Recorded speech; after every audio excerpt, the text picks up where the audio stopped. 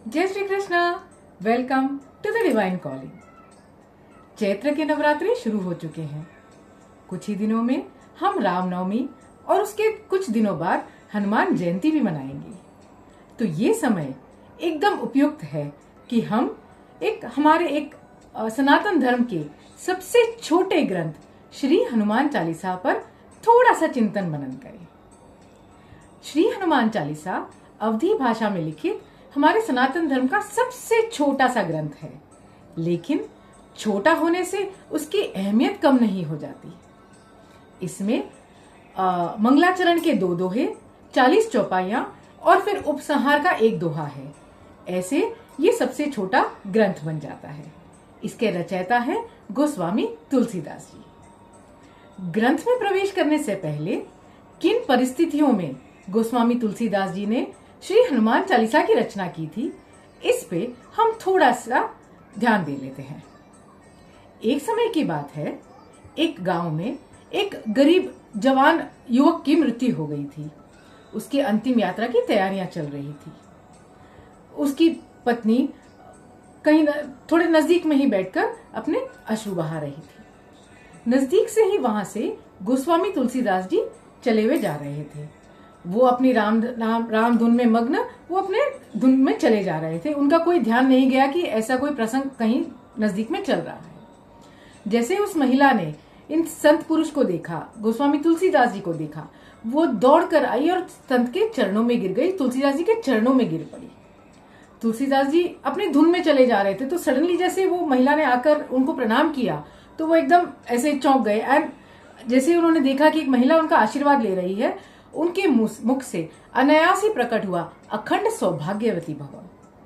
वो महिला रो पड़ी, बोली, गुरुजी आपने आशीर्वाद तो दिया है, लेकिन मेरे पति की अभी अभी मृत्यु हुई है, उसकी अंतिम यात्रा की तैयारियां चल रही है, और आप मुझे आशीर्वाद दे रहे हैं अखंड सौभाग्यवती भव, ये कैसे मुमकिन है?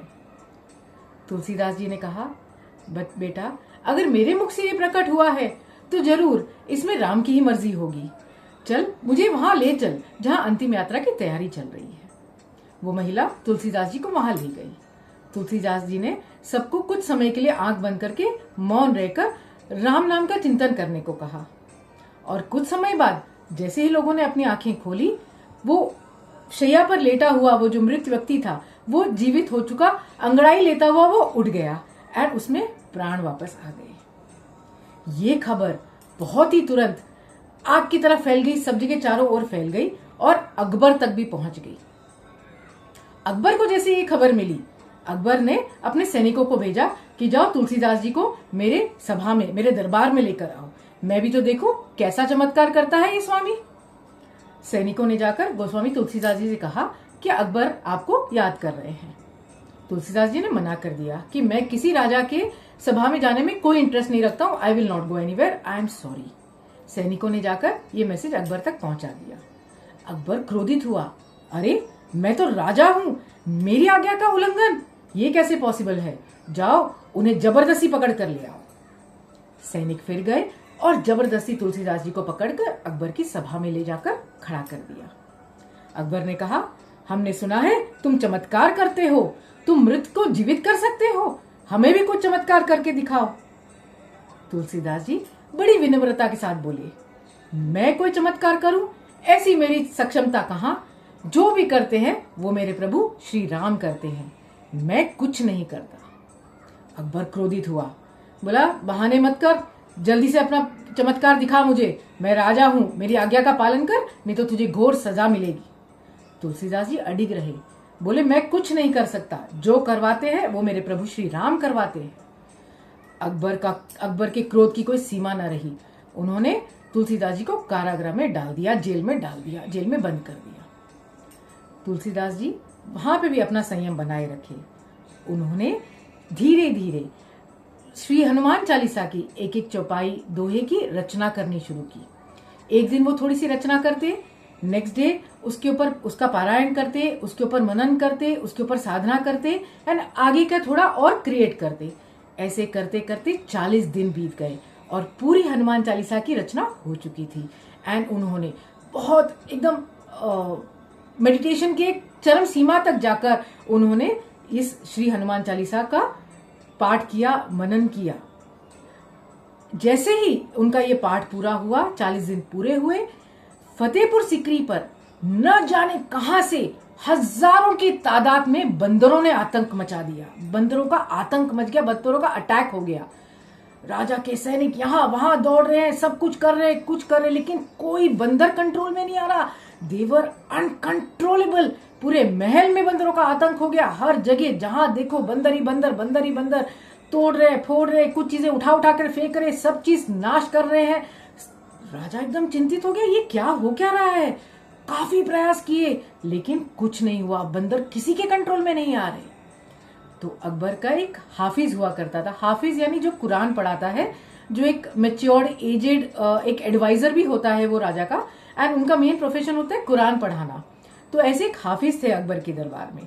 तो अकबर ने उनसे जाकर पूछा कि भाई ये क्या हो रहा है, आप कुछ मुझे बताइए। उस हाफिज ने अकबर से कहा, क्या तुमने, मतलब वो तो अल्लाह बोलते हैं लेकिन हम भगवान बोले कि भाई क्या आप प्रभु का मतलब प्रभु के मार्ग पे चलने वाले किसी संत पुरुष का, किसी का आपने अपमान किया है? राजा, आपसे कोई ऐसा काम हुआ है कि कोई एक पवित्र इंसान की अवहेलना हुई है आपसे, इंसल्ट हुआ है आपसे? अकबर तो 40 दिन पहले का इंसिडेंट भूल चुका था, लेकिन ऐसा जब हाफिज ने कहा तो उन्होंने रिट्रैक्ट किया अपने दिमाग को और याद आया, अरे हाँ, एक गोस्वामी तुलसीदास जी करके आए थे, उनको मैंने जेल में डाला था।